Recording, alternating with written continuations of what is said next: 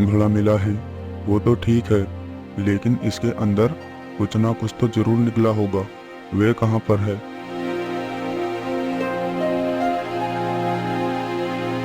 नहीं महाराज, ये घड़ा बिल्कुल खाली था और जैसा था वैसा मैं आपको लौटाने आया हूँ। अब रामू सोचने लगा कि मेरे भाई ने सही कहा था, लेकिन मैं ही मूर्ख था। क्या सोच रहे हो रामू? जरूर इसके अंदर सोने के सिक्के निकले हैं। तुम खुद बचने के लिए ये घड़ा मेरे पास लेकर आए हो और सोने के सिक्के वहीं कहीं पर छुपा दिए हैं। सेनापति, इस लालची किसान को पकड़कर कुछ दिनों के लिए कारावास में डाल दो।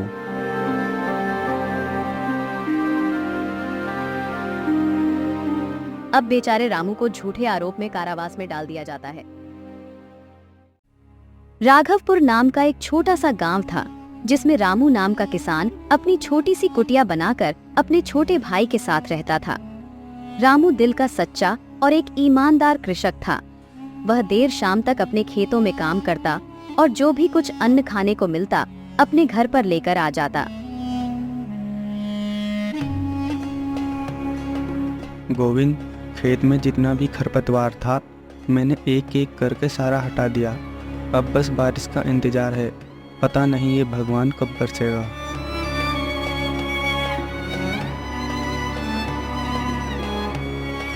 भैया, आप बिना छोटी छोटी बातों की टेंशन लेने लग जाते हो।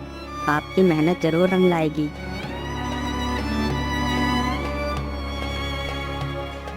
रामू की मानो भगवान सुन ही लेता है और उसी रात जोरदार बारिश होने लगती है। अगली सुबह रामू अपने दोनों बैलों और हल को लेकर खेतों की ओर निकल जाता है।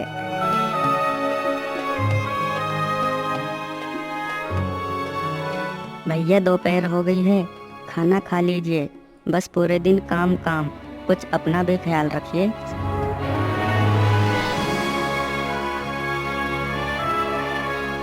रामू दोपहर का खाना खाकर फिर अपने काम पर लग जाता है और शाम होते होते पूरा खेत जोत देता है।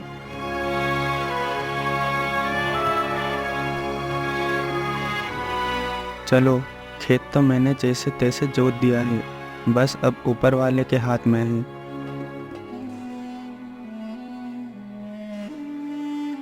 भैया, आ गए आप? बैठे, मैं आपके लिए खाना लगा कर देता हूँ।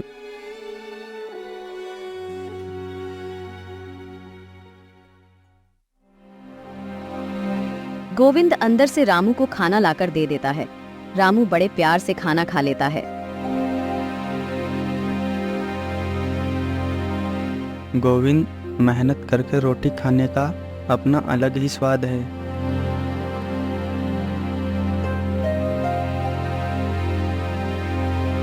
अरे भैया, ये बातें छोड़िए। पिछली बार की तरह वह साहूकार हमारा पूरा धान ले जाएगा, क्योंकि हमने अभी तक उसका ब्याज नहीं चुकाया है।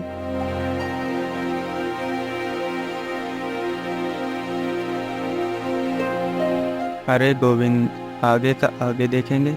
बस कुछ ही दिन की तो बात है, फिर मैं भी खेती के साथ साथ कोई अच्छा सा व्यापार कर लूँगा।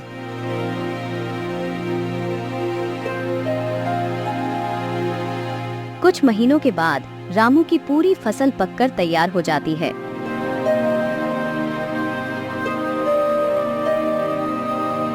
रामू सारी फसल को बैलगाड़ी में लादकर खुशी खुशी अपने घर की तरफ रवाना हो जाता है।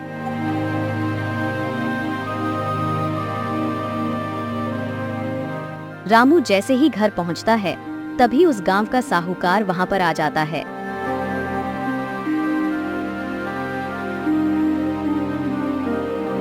अरे वाह, क्या बात है रामू, इस बार फसल अच्छी हुई है। चल एक काम कर, सारा धान मुझे दे दे, मैं तेरा सारा ऋण चुकता कर दूंगा।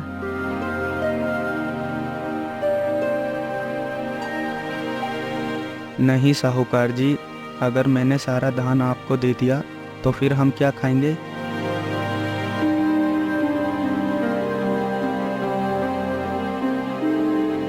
अच्छा, नमक हराम, मेरा पूरा ब्याज तो तू खा गया, उससे तेरा पेट नहीं भरा, और क्या तू मुझे खाएगा?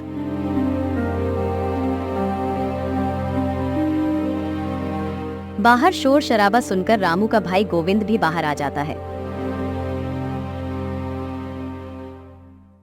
साहूकार जी, हम धान बेचकर आपका पूरा ब्याज चुका देंगे। भैया ने बहुत मेहनत करी है, इस बार हमें माफ कर दीजिए।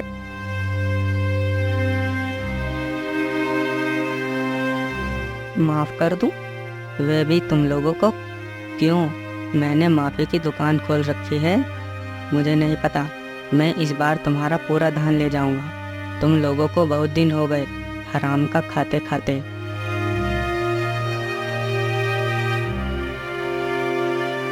ऐसा बोलकर साहूकार पूरा धान बैलगाड़ी में लाद कर वहां से चला जाता है।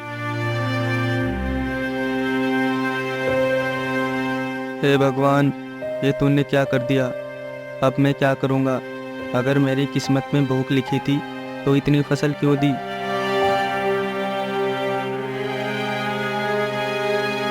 भैया, आप रोइए मत। भगवान के घर देर है अंधेर नहीं। वे जो भी करते हैं अच्छे के लिए करते हैं। तभी वहां से मोहन काका गुजर रहे थे।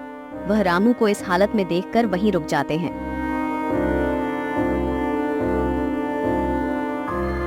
अरे रामू बेटा, ये तो बहुत बुरा हुआ, पर तू चिंता मत कर। तू राजा के पास जा, उनके पास वैसे भी बंजर भूमि है, वे तेरी मदद जरूर करेंगे।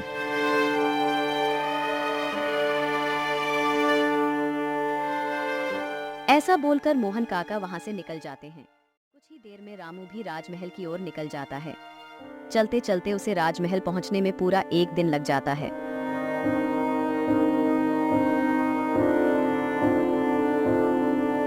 महाराज, मैं इस राज्य का एक छोटा सा किसान हूँ।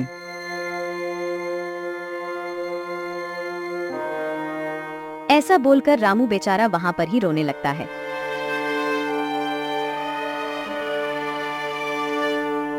अरे भाई, रोने से समस्या का समाधान नहीं निकलेगा। तुम खुलकर बताओ, तुम्हारे साथ ऐसा क्या हुआ है जो तुम्हें रोना आ गया?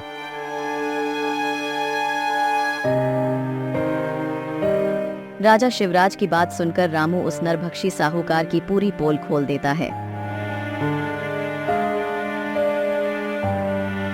हमारे राज्य में प्रजा के साथ ये जुल्म हो रहा है और हमें पता ही नहीं।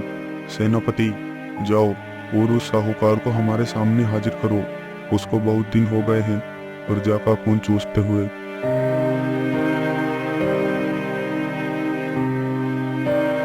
राजा का आदेश सुनकर सेनापति तुरंत उस साहूकार को पकड़ने के लिए वहां से निकल जाते हैं। महाराज, मैं चाहता हूँ आपके बंजर भूमि पर इस बार मैं खेती करूँ।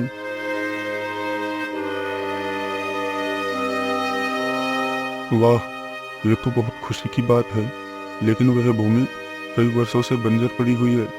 मुझे नहीं लगता उसमें फसल अच्छी होगी।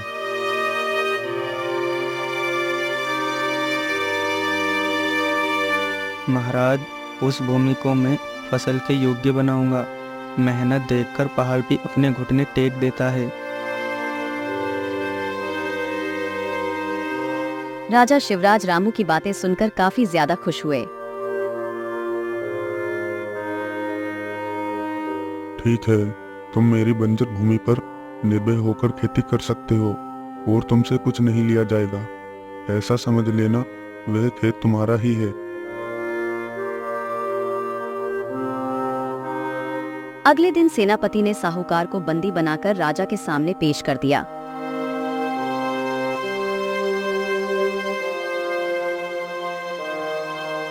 आइए आइए साहूकार जी, आपकी हमने बहुत चर्चा सुनी है। लगता ही गरीबों का खून पिए बगैर आपका पेट नहीं भरता है।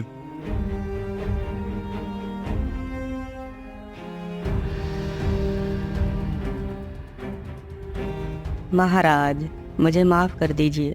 मैं रामू को सारा धान लौटाने को तैयार हूँ और उसका ब्याज भी माफ कर दूंगा।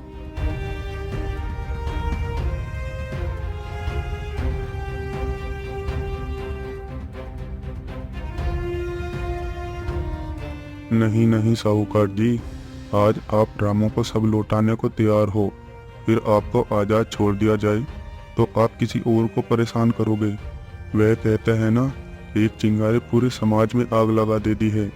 सेनापति, खड़े खड़े मेरे मुंह क्या देख रहे हो?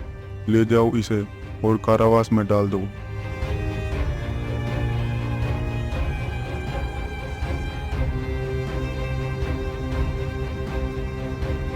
राजा की आज्ञा पाते ही सेनापति साहूकार को वहां से ले जाते हैं और उसे कारावास में डाल देते हैं। अब रामू भी राजा की आज्ञा पाते ही राजमहल से निकल गया।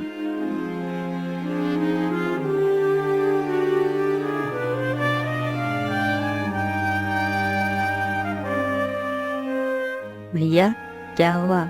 आज तो काफी खुश लग रहे हो।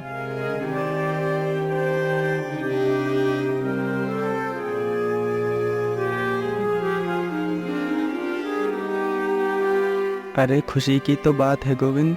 अब राजा के खेत में हम खेती बाड़ी करेंगे और उस साहूकार को भी राजा ने कारावास में डाल दिया है। अब हमारा धान कोई नहीं ले जाएगा।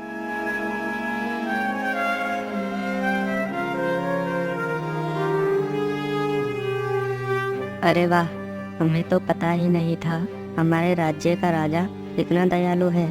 बस अब एक बारिश और हो जाए।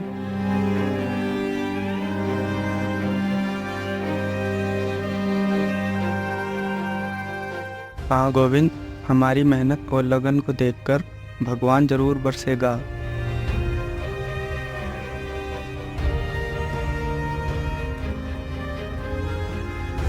अब रामू की मनोकामना भगवान ने एक बार फिर पूरी कर दी।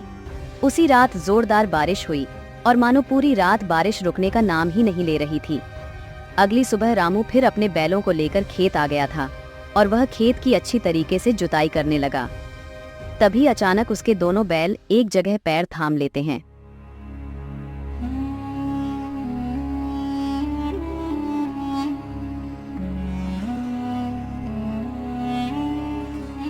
अरे क्या हुआ? क्यों रुक गए? जल्दी चलो, हमें और भी तो काम करना है। मुझे लगता है जमीन में कोई चीज़ ने मेरे हल को जकड़ लिया है। मुझे यहाँ पर खोद कर देखना चाहिए। आखिर ऐसी क्या चीज़ है जो मेरे बैलों को चलने से रोक रही है?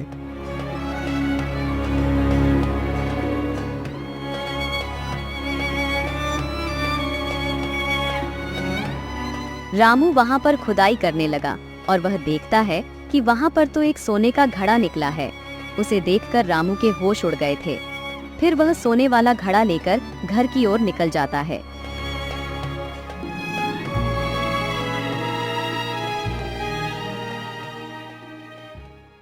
अरे ये क्या, सोने का घड़ा? वाह जी, हमारी तो किस्मत ही बदल गई।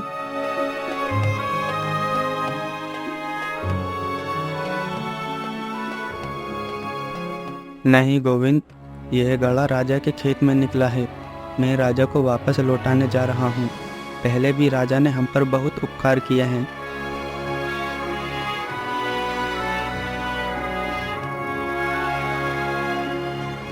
हाँ भैया, यह बात मैं मानता हूँ कि राजा ने हम पर उपकार किए हैं। मान लो आपने राजा को ये घड़ा लौटा दिया, फिर राजा आपसे पूछेंगे कि इसके अंदर सिक्के थे, वे कहाँ गए।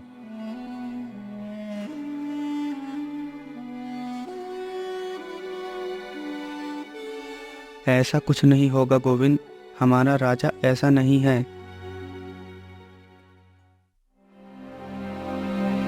ऐसा बोलकर रामू वह सोने वाला घड़ा लेकर राजमहल की ओर रवाना हो गया।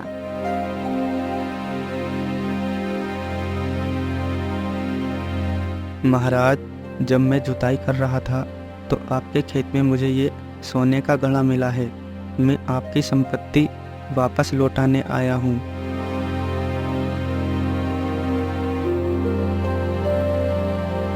रामू, घड़ा मिला है वो तो ठीक है, लेकिन इसके अंदर कुछ ना कुछ तो जरूर निकला होगा। वे कहाँ पर है?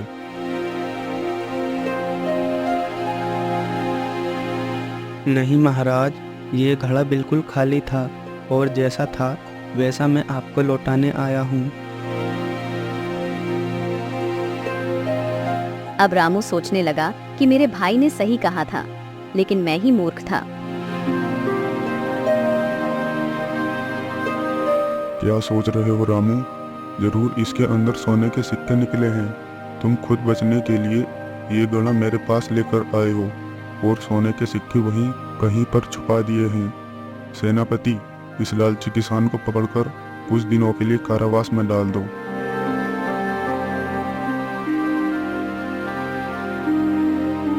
अब बेचारे रामू को झूठे आरोप में कारावास में डाल दिया जाता है। काश मैंने अपने भाई की बात मान ली होती तो मुझे आज ये दिन नहीं देखना। यह सब बोलते हुए रामू को राजा भी सुन लेता है। उन्होंने किसान से पूछा कि वह यह सब क्यों कह रहा है। तब रामू ने राजा को पूरी बात बताई। राजा को अपनी गलती का एहसास हुआ और रामू को तुरंत कारावास से बाहर कर दिया। रामू, हम तुम्हारे भाई से मिलना चाहते हैं।